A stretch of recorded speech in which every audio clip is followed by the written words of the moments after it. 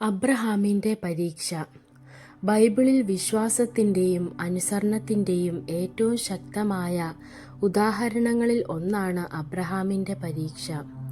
ഉൽപ്പത്തി 22 ദൈവം അബ്രഹാമിനോട് അവൻ്റെ പ്രിയപ്പെട്ട മകൻ ഇസഹാക്കിനെ, വാഗ്ദാനത്തിൻ്റെ മകനെ, മോറിയ മലയിൽ ഹോമയാഗമായി അർപ്പിക്കുവാൻ കൽപ്പിച്ചു. ഈ കൽപ്പന വികാരപരമായും വളരെ വേദനാജനകമായിരുന്നു. കൂടാതെ ദൈവം തന്ന വാഗ്ദാനത്തിന് വിരുദ്ധമായും തോന്നി. കാരണം അബ്രഹാം അനേകം ജാതികളുടെ പിതാവാകുമെന്ന് ദൈവം പറഞ്ഞിരുന്നതിൻ്റെ നിറവേറൽ ഇസഹാക്കിലൂടെയായിരുന്നു. എങ്കിലും അബ്രഹാം ദൈവത്തെ പൂർണ്ണമായി വിശ്വസിച്ചു. രാവിലെ തന്നെ യാത്രയ്ക്ക് തയ്യാറായി. ഇസഹാക്കിനെയും 2 ദാസന്മാരെയും കൂട്ടി പുറപ്പെട്ടു. മലയിലെത്തുമ്പോൾ ദാസന്മാരെ അയച്ചു. മകനെ കൂട്ടി അവൻ മുന്നോട്ട് നീങ്ങി. യാഗത്തിനുള്ള മരങ്ങൾ എടുത്തുകൊണ്ട് അവർ നടന്നു. വഴിമധ്യേ ഇസഹാക്ക്, യാഗത്തിനുള്ള കുഞ്ഞാടെവിടെയെന്ന് ചോദിച്ചു. അതിന് അബ്രഹാം മറുപടി പറഞ്ഞു, ദൈവം തന്നെയാണ് കുഞ്ഞാടിനെ ഒരുക്കുക.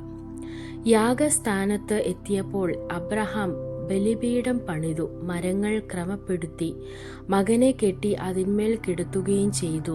ദൈവത്തിൻ്റെ കൽപ്പന അനുസരിച്ച് കത്തി ഉയർത്തിയപ്പോൾ യഹോവയുടെ ദൂതൻ വിളിച്ച് അവനെ നിർത്തിച്ചു.